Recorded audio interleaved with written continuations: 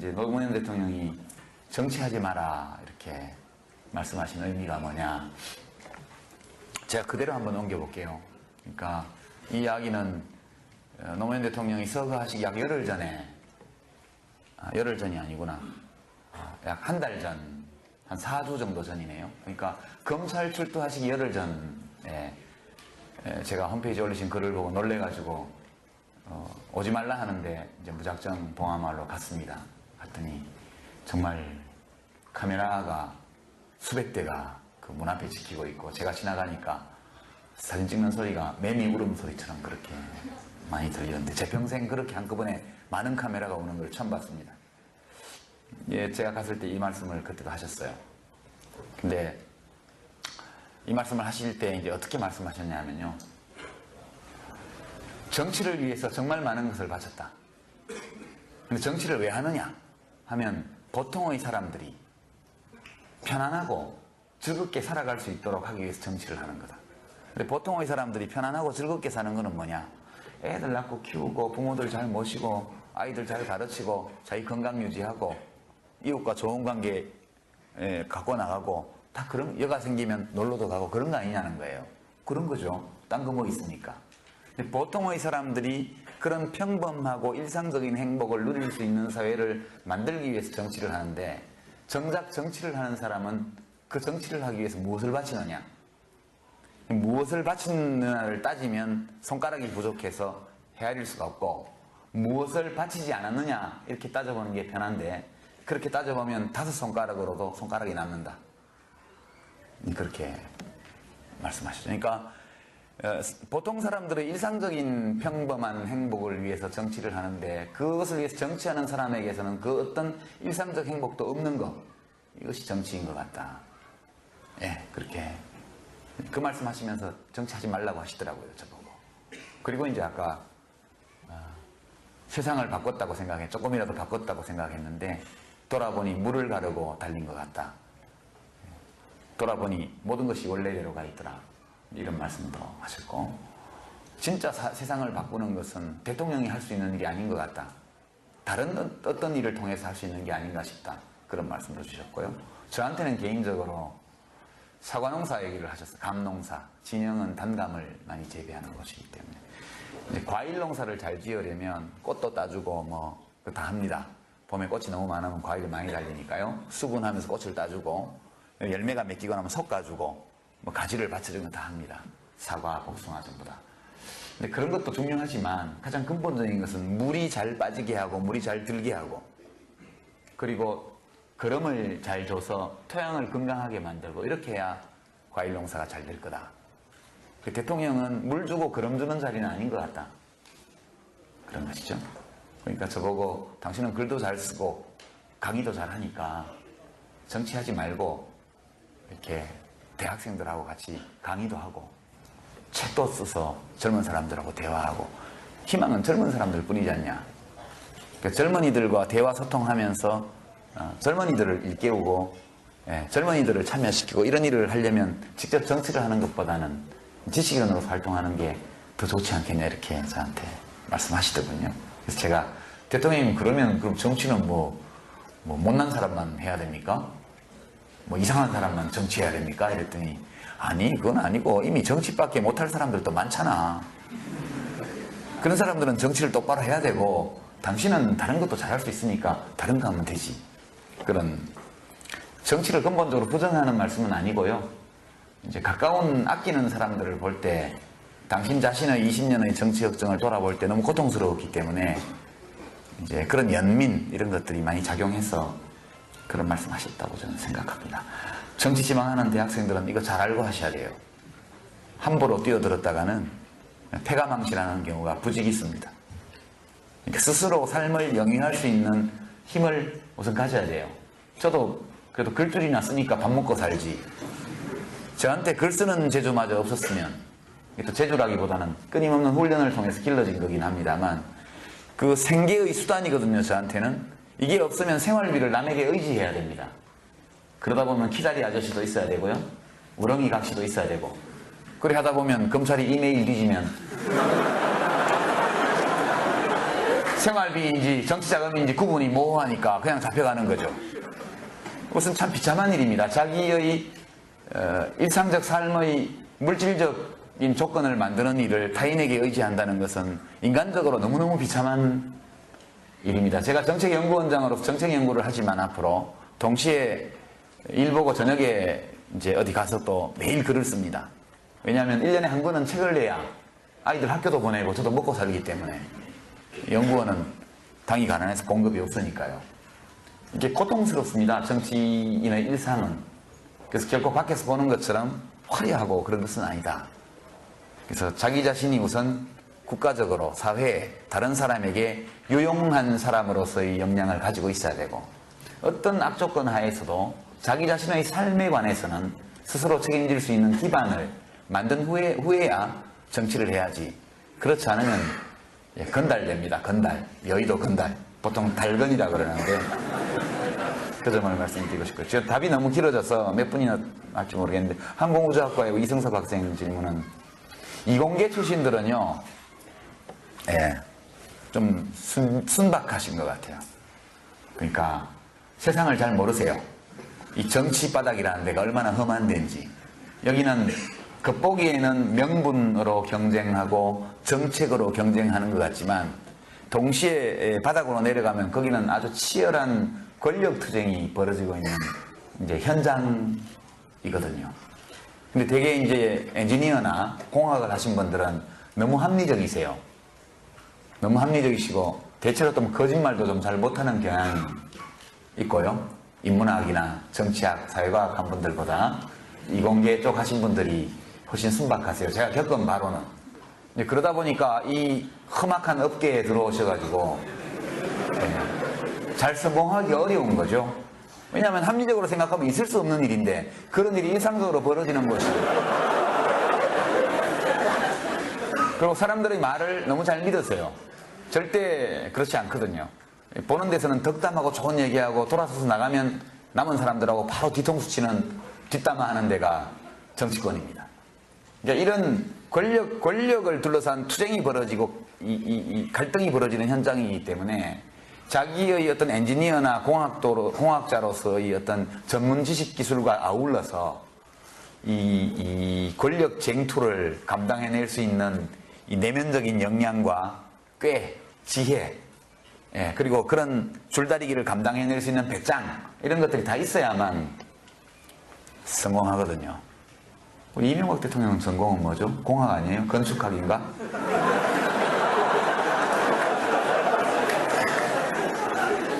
불가능은 없죠?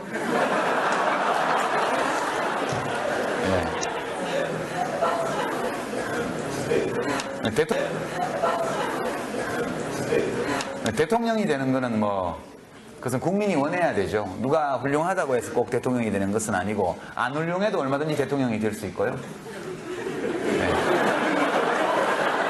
아니 꼭 누구 얘기를 하는 건 아닙니다. 시대적 요구, 그 어떤 시점에서 국민들의 소망 이런 것들이 어떤 사람을 대통령으로 밀어 올리는 겁니다. 노무현 대통령도요. 그렇게 인격적으로 너무너무 훌륭하고 완벽하시고 이래서 대통령이 되신 게 아니에요. 그 시기에 국민들이 소망하는 어떤 것 그것과 노무현 대통령이 정치인으로서 가지고 있던 것 사이에 공명이 일어났기 때문에 짧은 기간에 지지율이 올라가고 우여곡절 거치면서 대통령이 되셨던 거고요. 우리 이명박 대통령도 2년 반 대통령 되시기 2년 전부터 이미 대통령이었잖아요. 지지율 1위. 그것은 국민의 소망이 만들어낸 겁니다. 다른 거 다 못해도 좋아. 걸레라도 괜찮아. 상만 잘 닦으면 돼. 그러니까 다른 거 다 못해도 돼. 경제 성장만 하면 돼. 경제 발전만 하면 돼. 그래서 그거 하나 바라보고 대통령으로 뽑았잖아요. 요새 한나라당 입장이 좀 바뀌었던데 한나라당 어느 의원님이 걸레로 식탁 닦으면 손님 오겠냐. 이제 우리나라에 정말 많은 정당이 만들어지고 소멸을 합니다. 제가 정치 경력이 한 8년 됐는데요. 개혁국민정당, 열린우리당. 가만히 있으니까 그게 이름이 바뀌어서 대통합민주신당이 되고 그 당을 나오고 나서 이번에 이제 국민참여당까지 한 8년 동안 당이 바뀐 건 아닌데 여하튼 당 이름이 여러 가지로 변했어요. 그리고 보통은 이제 정치를 한 20년 한 분들은 당 이름을 한 10대 개 정도 이렇게 거치는 게 기본인데, 여러 가지 이유가 있죠. 우리 정당 정치가 본격 시작된 것이 한 20여 년 밖에 안 됩니다. 그 전에 1987년까지는 정상적인 정당 정치가 없던 시기였고, 1987년 이후부터 정당 정치가 이제 본격 시작이 됐기 때문에 아직 좀 연조가 짧아서 그런 면, 그게 이제 하나 있는 것 같고요. 보다 근본적인 이유는 이제 개인이 정당을 지배하기 때문에 그렇습니다. 그러니까 우리 국민참여당이나 과거 개혁국민정당처럼 조그만 당 경우에는 이제 아직 정착이 덜 됐기 때문에 뿌리가 없어서 쉽게 흔들리고 이제 이런 면이 있습니다만, 큰 당들이 저렇게 막 바뀌잖아요. 그것은 이제 정당이 인물을 만들어내는 것이 아니라 인물이 정당을 만들어서 가지고 가요, 우리나라는. 옛날에 민주주의 지도자였던 김대중 대통령이나 또는 김영삼 대통령이나 이런 분들 전부 거의 이 전제군주와 같은 권력을 행사하면서 자기의 정당을 꾸렸거든요. 우리나라의 정당들은 아직 이 이념과 노선 중심이라기보다는 인물 중심의 정당입니다. 지도자가 바뀌면 당도 바뀌고. 근데 그렇지 않은 정당이 이제 민주노동당인데, 그 당도 쪼개져서 또 진보신당하고 두 개가 됐죠. 이제 새로 합치면 당명이 또 어떻게 될지 모르죠. 그죠? 그게 그렇게 되어 있습니다. 아마 이것이 정착될 때까지는 상당히 긴 세월이 걸릴 것으로 저는 생각하고요. 세 번째 이유는 왜 지도자가 정당을 지배하느냐? 그럼 이제 자발적으로 정당에 참여하는 사람이 거의 없기 때문에 그렇게 될 수밖에 없습니다. 참 비극인데요. 정당이라는 것이 지금 장수진 학생 질문처럼 너무너무 중요한 것이고, 이것이 대의민주주의 체제에서 핵심이 정당 정치인데 시민들이 정당에 참여하지 않으려고 그래요. 여기도 물론 여러 가지 원인이 있습니다만 어쨌든 현상적으로는 당비, 자기의 국민이 세금을 내는 것처럼 자기가 당비를 내면서 당에 자발적으로 참여하는 당원이 있는 정당이 별로 없거든요. 이제 민주노동당이나 진보신당이나 국민참여당은 기껏해야 10,000명에서 한 30,000명 사이의 당원밖에 없고요. 민주당처럼 뭐 200만 당원을 자랑하는 정당은 당비 내는 당원은 그보다 더 적습니다. 그러니까 당원 자체는 100만, 200만 단위로 가 있죠. 한나라당도 마찬가지입니다. 그러니까 한마디로 어떤 나라의 주권자로서의 자기의 권리와 의무를 자각하고 나의 권리를 행사하면서 나의 의무를 다하고 당원으로 활동하겠다, 이렇게 생각하는 시민들이 거의 없다. 근데 헌법에 정당은 복수정당대로 하도록 돼 있고, 이러니까 국회의원 하고 싶은 사람, 대통령 하고 싶은 사람들이 자기 좋아하는 사람들을 모아가지고, 국민참여당도 그런 당이라고 욕하는 분들이 계세요. 근데 제가 모은 건 아니에요. 제 좋아하는 분들이 많이 와 있는 건 사실이지만 제가 공천하는 것도 아니고 그렇거든요. 그렇게 되다 보니까 그죠. 그게 싫으시면 정당에 가입하세요. 그래서 정당에 당비를 납부하고 권한을 행사하는 당원이 10만을 넘어가면 어느 정치인도 함부로 당을 없애거나 쪼개지 못하게 되어 있습니다. 그래서 한나라당도 괜찮으니까요, 어느 정당이든 가입하셔서 학생당원들은 좀 깎아주거든요. 그리고 당비 내고 오프라인 모임 가면 되게 10,000원씩 십시일반 하는 게 우리 참여당 문화인데, 학생들은 돈 없다 그러면 그냥 매겨줘요. 시당위원장님 어디 계신가? 인천시당도 그렇죠? 학생들은 소득이 없기 때문에 당비를 내지 않고 그냥 참여당원으로 하면서, 또는 뭐 당비 많은 내더라도 한 달에 한 2번만 오프라인 모임 가면 삼겹살 2번 얻어먹으면 본전 빼고 형들, 오빠들, 누나들이 잘 사줘요. 그러니까 정당에 참여하셔야 돼요. 이제 아직은 우리 사회에서는 나라의 주권자로서 자기 자신에 대해서 자부심을 느끼고 내가 해야 될 일, 내가 하고 싶은 일이 뭔지를 알고 그걸 실천에 옮기는 시민들의 수가 너무 적다. 이것이 근본적으로 정당이 그렇게 자주 생성소멸되는 가장 근본적이고 핵심적인 이유라고 저는 생각합니다. 이제 노무현 대통령이 정치하지 마라 이렇게 말씀하신 의미가 뭐냐, 제가 그대로 한번 옮겨볼게요. 그러니까 이 이야기는 노무현 대통령이 서거하시기 약 열흘 전에, 열흘 전이 아니구나, 약 한 달 전 한 4주 정도 전이네요. 그러니까 검찰 출두하시기 열흘 전에 제가 홈페이지에 올리신 글을 보고 놀래가지고 오지 말라 하는데 이제 무작정 봉화마을로 갔습니다. 갔더니 정말 카메라가 수백 대가 그 문 앞에 지키고 있고, 제가 지나가니까 사진 찍는 소리가 매미 울음소리처럼 그렇게 많이 들리는데, 제 평생 그렇게 한꺼번에 많은 카메라가 오는 걸 처음 봤습니다. 예, 제가 갔을 때 이 말씀을 그때도 하셨어요. 근데 이 말씀을 하실 때 이제 어떻게 말씀하셨냐면요, 정치를 위해서 정말 많은 것을 바쳤다. 근데 정치를 왜 하느냐 하면 보통의 사람들이 편안하고 즐겁게 살아갈 수 있도록 하기 위해서 정치를 하는 거다. 근데 보통의 사람들이 편안하고 즐겁게 사는 거는 뭐냐? 애들 낳고 키우고 부모들 잘 모시고 아이들 잘 가르치고 자기 건강 유지하고 이웃과 좋은 관계 갖고 나가고, 다 그런, 여가 생기면 놀러도 가고 그런 거 아니냐는 거예요. 그런 거죠. 딴 거 뭐 있습니까? 근데 보통의 사람들이 그런 평범하고 일상적인 행복을 누릴 수 있는 사회를 만들기 위해서 정치를 하는데, 정작 정치를 하는 사람은 그 정치를 하기 위해서 무엇을 바치느냐? 무엇을 바치느냐를 따지면 손가락이 부족해서 헤아릴 수가 없고, 무엇을 바치지 않았느냐 이렇게 따져보는 게 편한데, 그렇게 따져보면 5손가락으로도 손가락이 남는다. 그렇게 말씀하시죠. 그러니까 보통 사람들은 일상적인 평범한 행복을 위해서 정치를 하는데, 그것을 위해서 정치하는 사람에게서는 그 어떤 일상적 행복도 없는 것, 이것이 정치인 것 같다. 예, 그렇게 그 말씀하시면서 정치하지 말라고 하시더라고요, 저보고. 그리고 이제 아까 세상을 바꿨다고 생각해, 조금이라도 바꿨다고 생각했는데 돌아보니 물을 가르고 달린 것 같다. 돌아보니 모든 것이 원래대로 가 있더라. 이런 말씀도 하셨고, 진짜 세상을 바꾸는 것은 대통령이 할 수 있는 일이 아닌 것 같다. 다른 어떤 일을 통해서 할 수 있는 게 아닌가 싶다.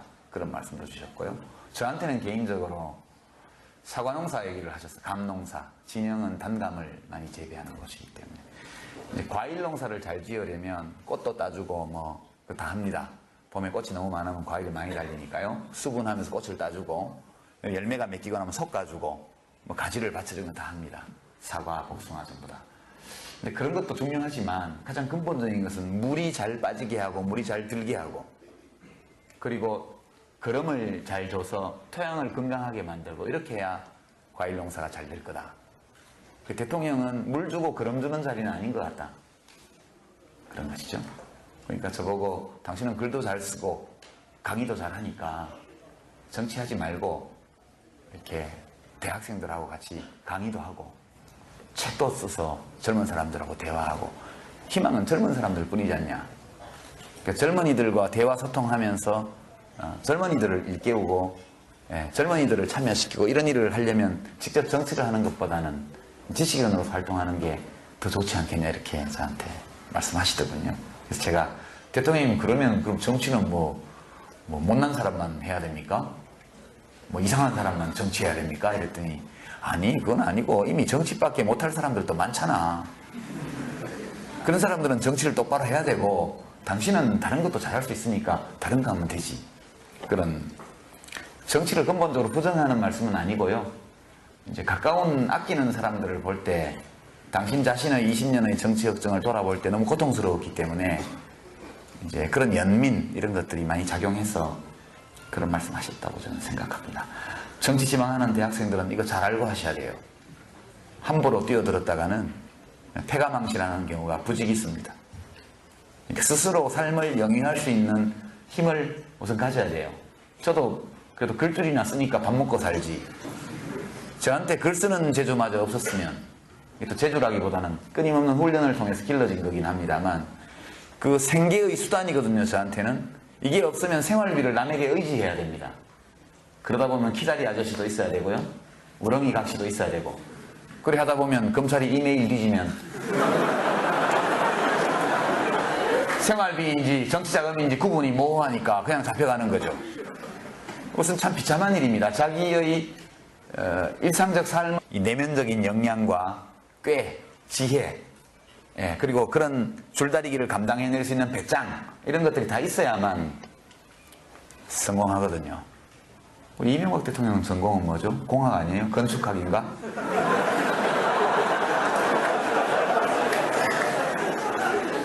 불가능은 없죠?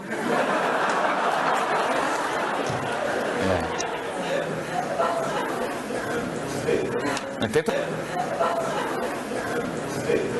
대통령이 되는 거는 뭐 그것은 국민이 원해야 되죠. 누가 훌륭하다고 해서 꼭 대통령이 되는 것은 아니고 안 훌륭해도 얼마든지 대통령이 될 수 있고요.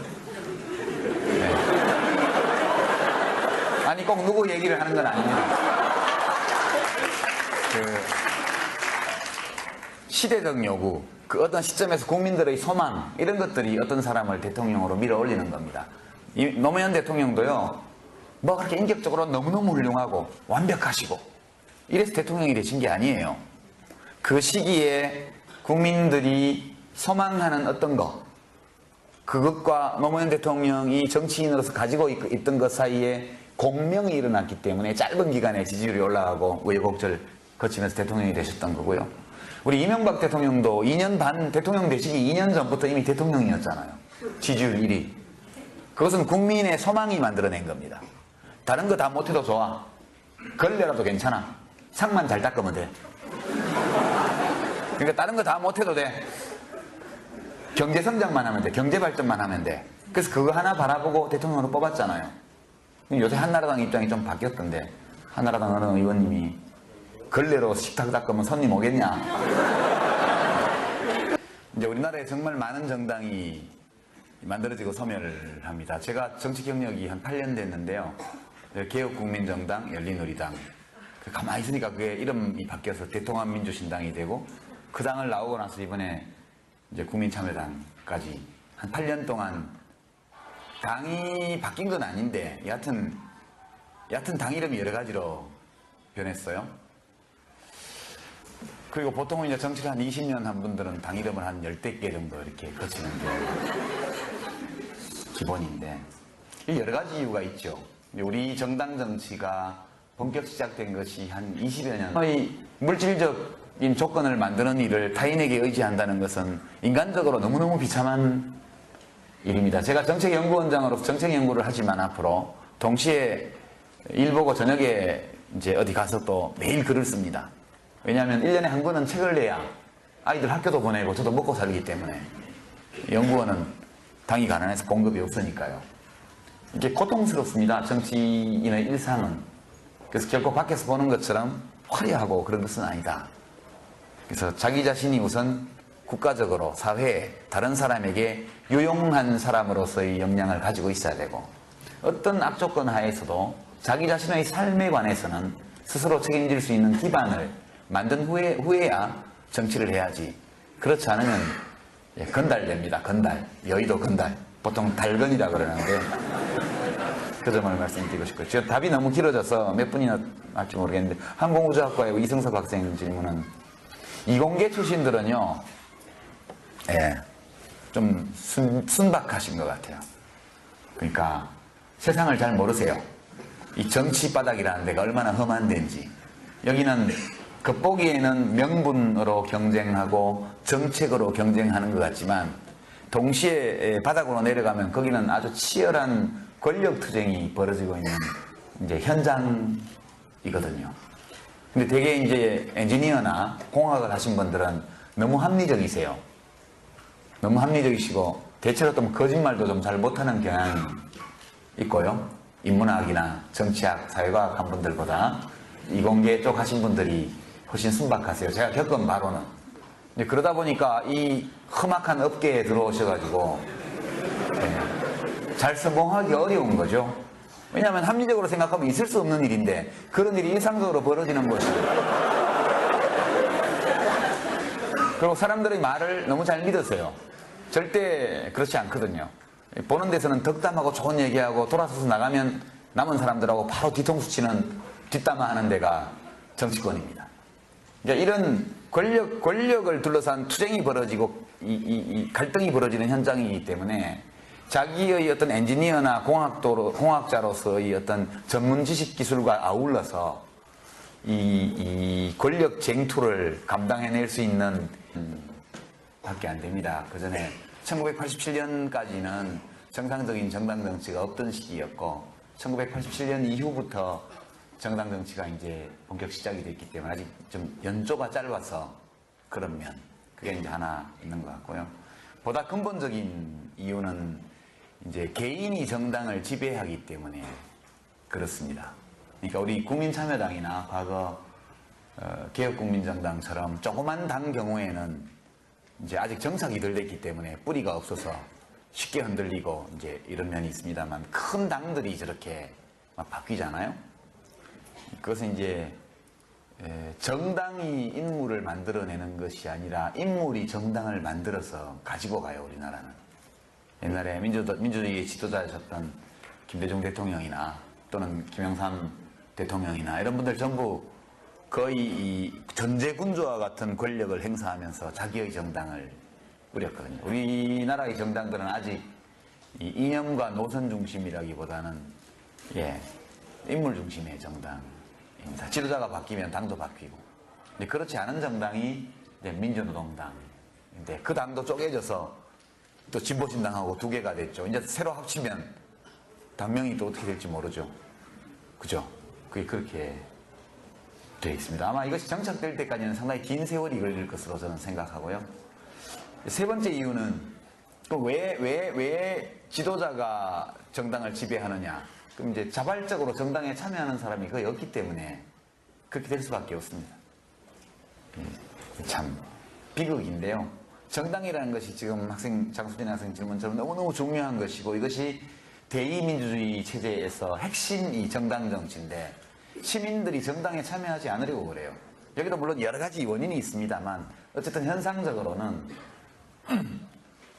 당비 자기의 국민이 세금을 내는 것처럼 자기가 당비를 내면서 당에 자발적으로 참여하는 당원이 있는 정당이 별로 없거든요. 이제 민주노동당이나 진보신당이나 국민참여당은 기껏해야 10,000명에서 한 30,000명 사이의 당원밖에 없고요. 민주당처럼 뭐 200만 당원을 자랑하는 정당은 당비 내는 당원은 그보다 더 적습니다. 그러니까 당원 자체는 100만, 200만 단위로 가 있죠. 한나라당도 마찬가지입니다. 그러니까 한마디로